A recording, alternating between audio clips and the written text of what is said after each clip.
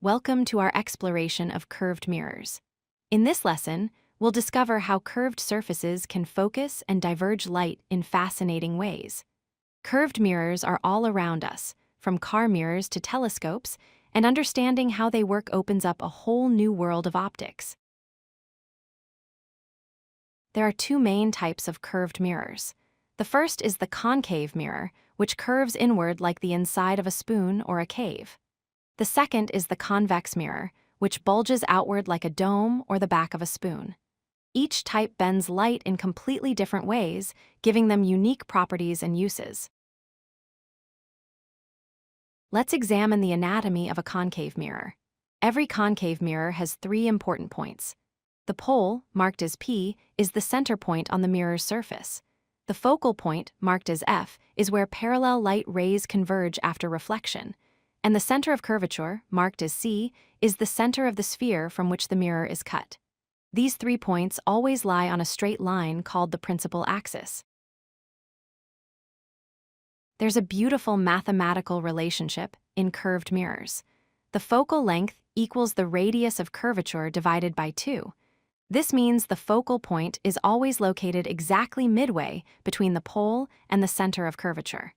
This simple relationship helps us predict where light will focus. Now let's see concave mirrors in action. When parallel light rays strike a concave mirror, something amazing happens. All these rays reflect off the curved surface and converge at a single point, the focal point. This focusing ability is what makes concave mirrors so useful. They can collect light from a large area and concentrate it into a small, intense spot.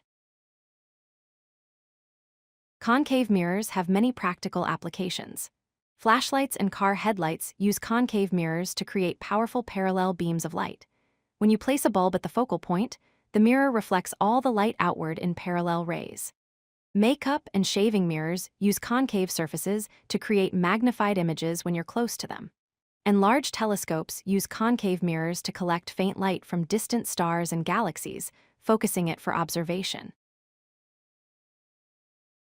Convex mirrors have the same 3 key points as concave mirrors, but with an important difference. The pole P is still the center point on the mirror surface. However, the focal point F and center of curvature C are virtual points located behind the mirror. We call them virtual because light rays don't actually pass through these points. They only appear to come from there when we trace the reflected rays backward. Convex mirrors work in the opposite way to concave mirrors. When parallel light rays hit a convex mirror, they spread out or diverge after reflection. If we extend these diverging rays backward, they appear to come from the virtual focal point behind the mirror. This spreading effect is what gives convex mirrors their special properties. They can't focus light, but they can show us a much wider view. Convex mirrors excel at providing wide-angle views. Vehicle side mirrors use convex surfaces to give drivers a broader field of vision, helping them see more of the road and nearby vehicles. Store security mirrors are convex, allowing security staff to monitor large areas with a single small mirror. And at dangerous intersections with blind corners, convex road safety mirrors help drivers see approaching traffic from around bends. Let's summarize the key differences between these two mirror types. Concave mirrors curve inward and converge light rays to a real focal point. They can magnify images when objects are placed close to them. Convex mirrors curve outward and diverge light rays from a virtual focal point behind the mirror. They provide a wider field of view and always show smaller images. Understanding these differences helps us choose the right mirror for each application.